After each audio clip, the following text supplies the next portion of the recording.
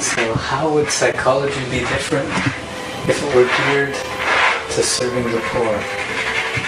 Well, something interesting that just kind of off the bat is talking about the idea that we work with here is going to be the idea of walking together. Now, in the Native American way,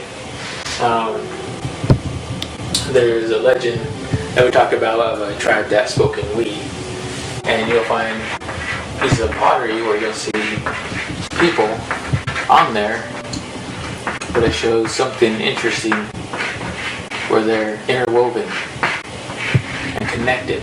There's something about that.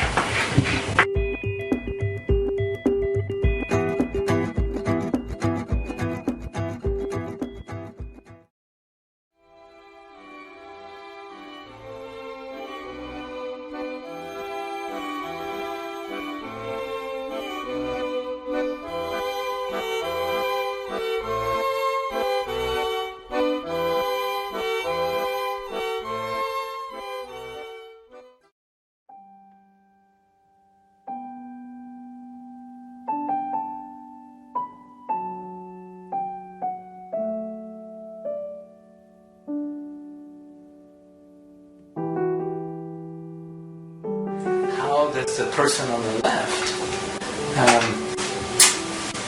become one of the people on the right, and what is it that us as healers, helpers, beneficial forces in society, what is it that we can do to help that process along?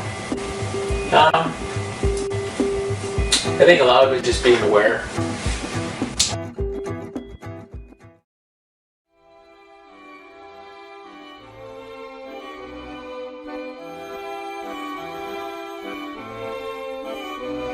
What's the idea of being rich and being successful? What is that idea? What is it? Does that tie into being happy? Does that tie into our own personal well-being, our own personal progression and wealthiness inside? If it does, then there's a lot there that we can look at, because then that will help us to progress.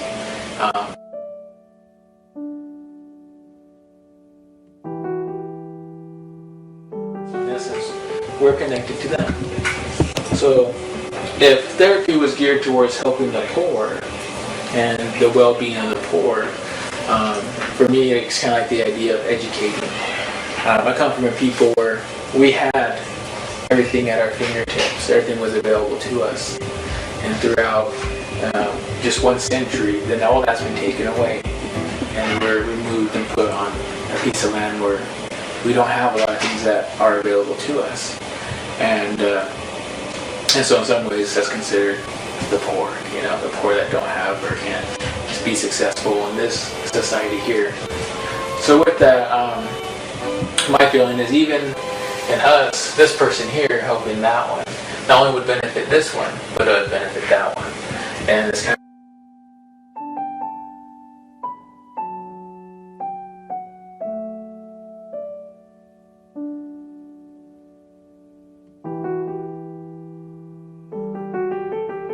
what involvement do I have in this person not being able to find the means?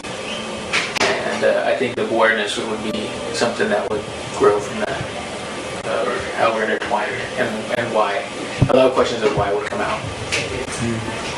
And so, and what part we have to play in that, even in the way of what we buy. If there's, the consumption, and what happens with all that. Like there'd be a lot of questions on what's the process, so why does that look like that, and who set that up, and why do we have, this structure when there might be a better one.